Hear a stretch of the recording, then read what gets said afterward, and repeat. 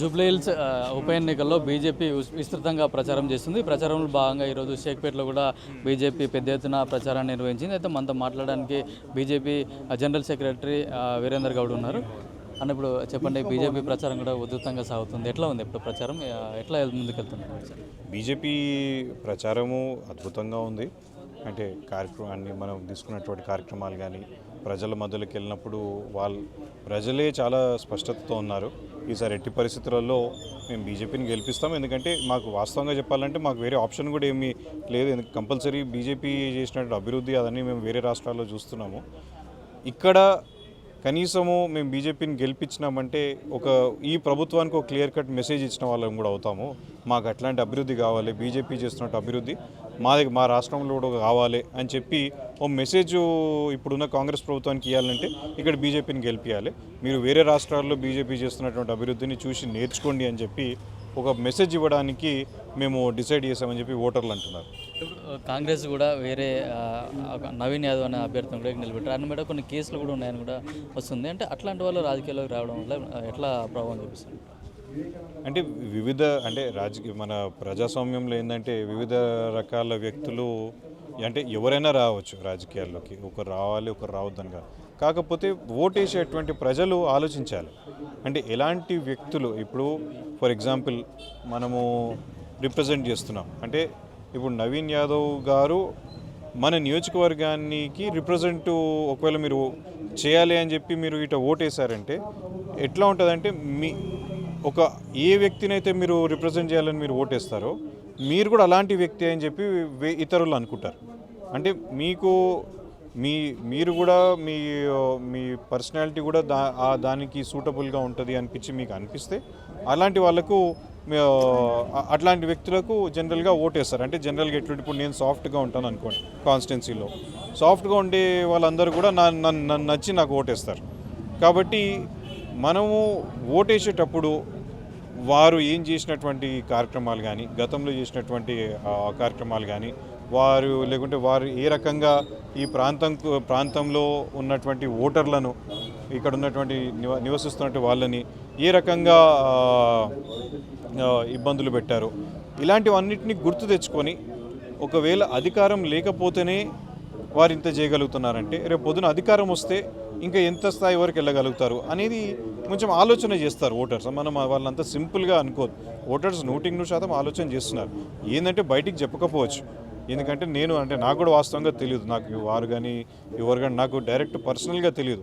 కానీ నేను కింద గ్రౌండ్లో తిరుగుతుంటే వారు బయటికి మాట్లాడేటప్పుడేమో చూద్దామన్నా చేద్దామన్నా అంటున్నారు. కానీ ఎప్పుడైతే ఏదో పక్కకెళ్ళి వారి ఇంట్లో వెళ్ళి వేరే ఏదో పరిచయం అని చెప్పి ఇంటికి వెళ్ళి మాట్లాడితే అసలు వాళ్ళు చెప్పే విషయాలు చెప్తే మేము బయట అయితే చెప్పలేము, బయట చెప్తే మమ్మల్ని ఏం చేస్తారు అని చెప్పి మాకు భయం అవుతున్నది. కాబట్టి బయట దయచేసి అందరు 10 మంది మధ్యలో అడగకండి మమ్మల్ని ఎవరు కొట్టేస్తారని చెప్పి అడగండి. ఎందుకంటే మేము మీకు ఓటేస్తామని చెప్పి మేము చెప్పినామంటే మాకు ఏమవుతుందో అని ఒక భయము అని, అంటే అంత భయప్రాంతులు ఉన్నారు ఇక్కడ ఉన్నటువంటి ఓటర్స్ కూడా. కాబట్టి వాళ్ళల్లో క్లారిటీ ఉన్నది, ఓటర్స్లో క్లారిటీ ఉంది. ఎట్టి పరిస్థితులలో మాకు మటుకు ఈ ప్రాంతం అభివృద్ధి ఒకటి, ఈ ఇప్పుడున్నటువంటి ప్రభుత్వంకి క్లియర్ మెసేజ్ ఇవ్వాలి, మేము వీఆర్ డిసప్పాయింటెడ్ విత్ యూ అని చెప్పి. దాంతోపాటు టీఆర్ఎస్ ఎట్లాగో అవుట్ అయిపోయినటువంటి పార్టీ, టీఆర్ఎస్ ఇప్పుడు దాన్ని ఏమంటున్నారు, అదైతే అవుట్ అయిపోయినటువంటి పార్టీ. కాబట్టి ఆ పార్టీకి ఓటేసి కూడా ప్రయోజనం లేదు, ఓటు కొల్లిపోతుంది తప్ప అంతకుమించి ఇంకోటి లేదు. అంటే ఈ మైండ్ అనేది వాళ్ళు మైకప్ చేసుకొని ఉన్నారు. 10 సంవత్సరాలు అధికారంలో ఉన్నా కూడా జూబ్లీహిల్స్ నియోజకవర్గం అయితే వాళ్ళు అభివృద్ధి చేయలేదు. ఇప్పుడు ఉప ఎన్నిక వచ్చినప్పుడు కూడా మేము ఇప్పుడు అభివృద్ధి చేస్తామని కూడా చెప్తున్నారు. అధికారంలో ఉన్నప్పుడే చేయలేని వాళ్ళు అధికారం కోల్పోయిన వాళ్ళు ఏం చేస్తారు? అంటే వారు అభివృద్ధి కేవలం ఒక్క వర్గానికి మట్టుకే చేశారు, అభివృద్ధి చేయలేదనడము కానీ వారు.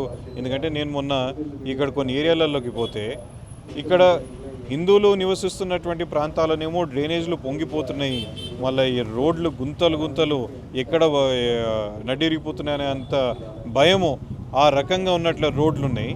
అటు షేక్పేట్లో ఉన్నటువంటి ఆ డైమండ్ హిల్స్ అట్లాంటి దగ్గరకు పోతే ఇట్లా అద్దంలాగా మెరుస్తున్నటువంటి రోడ్లు, అసలు ఒక్క చెత్త ఇక్కడ ఇట్లా మీరు ఇది చూస్తే ఇదంతా ఇక్కడ చెత్త ఇట్లా కనిపిస్తున్నది, ఒక్క చెత్త లేదు, ఏం లేదు. ఏంది అంటే time to time municipal staff అందరు కూడా షేక్పేట్లో తిరగాలి. ఇక్కడ ఉన్నటువంటి ఏమంటారు వర్కర్స్, ఈ మున్సిపల్ వర్కర్స్ అందరు కూడా షేక్పేట్లో తిరగాలి, కానీ ఇక్కడ శ్రీనగర్ కాలనీలో తిరగాల్సిన అవసరం లేదు. ఆ స్టాఫ్ ఇటు యూసుఫ్గూడలో పోవాల్సిన అవసరం లేదు, ఏడే లేదు.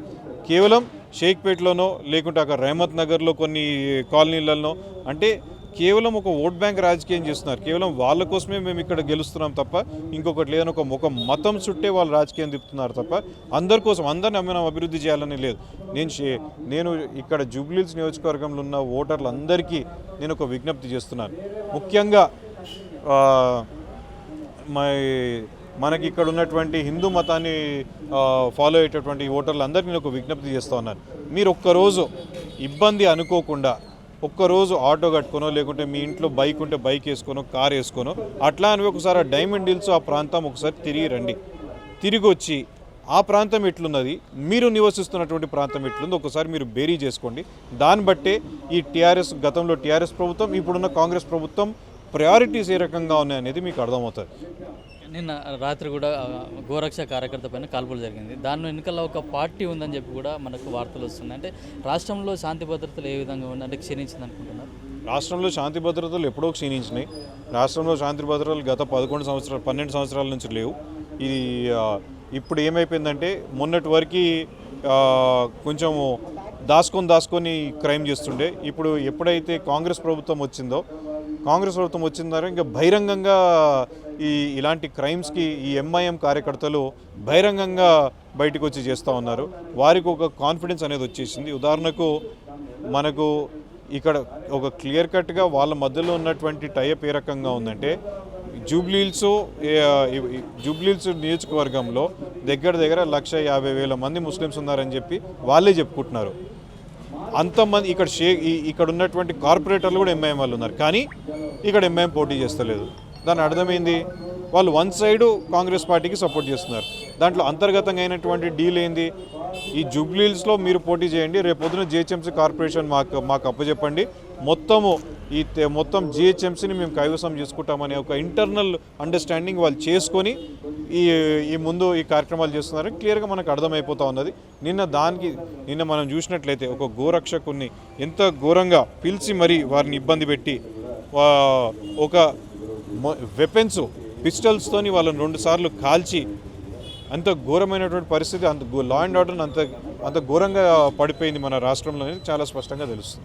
జూబ్లీహిల్స్లో మాత్రం కేవలం ఒక ప్రాంతం వరకు అభివృద్ధి చెందింది. బీజేపీ కనుక గెలిస్తే జూబ్లీహిల్స్లో ఉన్న అన్ని డివిజన్లు కూడా మేము అభివృద్ధి చేస్తామని, అట్లాగే ప్రజలు కూడా ఒక్కసారి ఆలోచించి బీజేపీకి ఓటేయాలని చెప్పి కూడా బీజేపీ నాయకులు వీరేందర్ గౌడ్ ఓటర్లకు విజ్ఞప్తి చేస్తున్నారు. కెమెరామెన్ శశాంక్తో కిరణ్ కుమార్, పల్లవి టీవీ, షేక్పేట్.